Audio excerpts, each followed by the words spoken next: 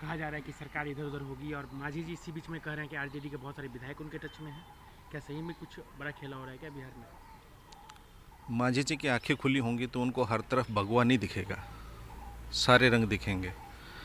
मांझी जी की अपनी एक आध जिला की पार्टी है, एक जिला से उनके 3 विधायक हैं। पहले अपने विधायकों के बारे में चिंता करें।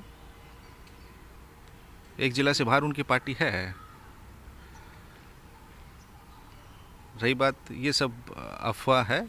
हम लोग अपने काम पे ध्यान दे रहे हैं। हमारे नेता हर जगह पंचायत स्तर तक ज़मीनी कार्यकर्ताओं से रूबरू हो रहे हैं। ज़मीनी फीडबैक हम अपना ले रहे हैं। सरकार के खिलाफ भारी नाराज़गी है। इस सरकार की और सरकार के मुखिया की ज़मीन पे कोई विश्वसनीयता नहीं बची है, ना कोई उपलब्धि है जिसके बारे में वो बखान कर लें। बेरोजगारी चरम पे है, पलायन सारे रिकॉर्ड तोड़ रहा है, महंगाई का सबको पता ही है। ना छात्र सुखी है, ना महिलाएं सुखी हैं, ना जीविका दीदियां सुखी हैं, ना संविदा कर्मी सुखी हैं, ना शिक्षक खुश हैं। इस सरकार से खुश कौन है?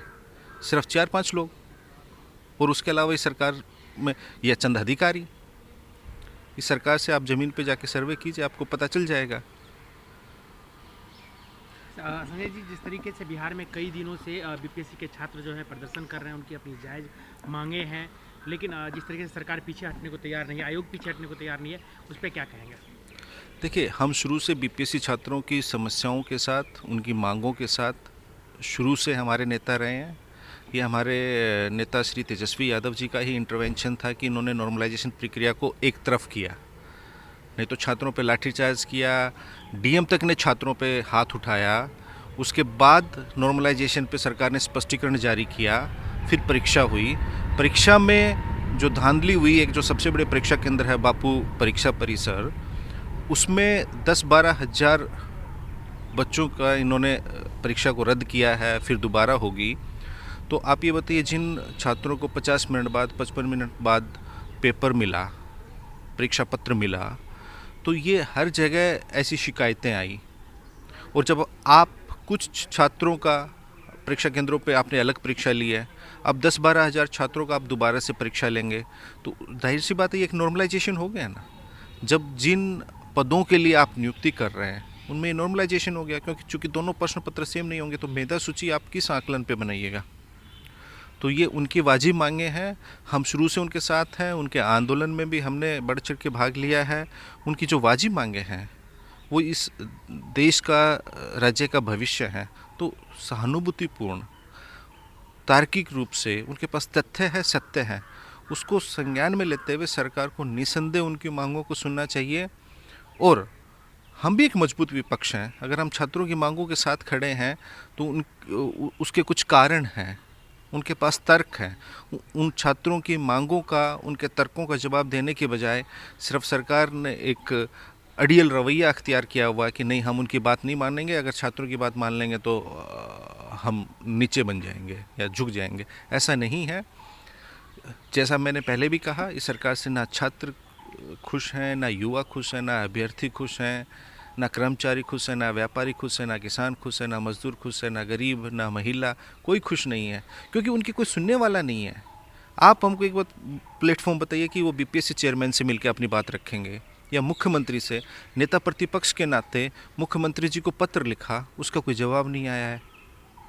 छात्र आंदोलन कर रहे हैं शांतिपूर्ण तरीके से। लोकतंत्र में शांतिपूर्ण लोकतांत्रिक तरीके से अगर हम अपना मांगों को लेके कोई प्रदर्शन कर रहे हैं तो सरकार को निश्चय संज्ञान। कहने को तो मुख्यमंत्री जी कथित जयप्रकाश जी का अपने आप को चेला बताते हैं, शिष्य बताते हैं। क्या जयप्रकाश जी से उन्होंने ये सीखा है कि आंदोलन को कुचल दो, वाजिब मांगों को अनसुना कर दो? ऐसा तो नहीं होना चाहिए। एक अंतिम सवाल। बिहार में जिस दिन अटल जी की श्रद्धांजलि सभा आयोजित की गई थी, सदैव अटल प्रोग्राम बीजेपी ने किया था, वहाँ पे एक भोजपुरी सिंगर है देवी। उन्होंने जब कार्यक्रम में रघुपति राघव, राजा राम, ईश्वर अल्लाह तेरे नाम जब गाना गाने लगी तो उसको लेकर बड़ा विवाद हुआ, उसको माफ़ी मांगनी पड़ी, गाना बंद करना पड़ा, और बीजेपी के जैसा कि सिंगर को कहना है कि उसे बड़ा शर्मिंदगी फील हुआ। देखिए, ये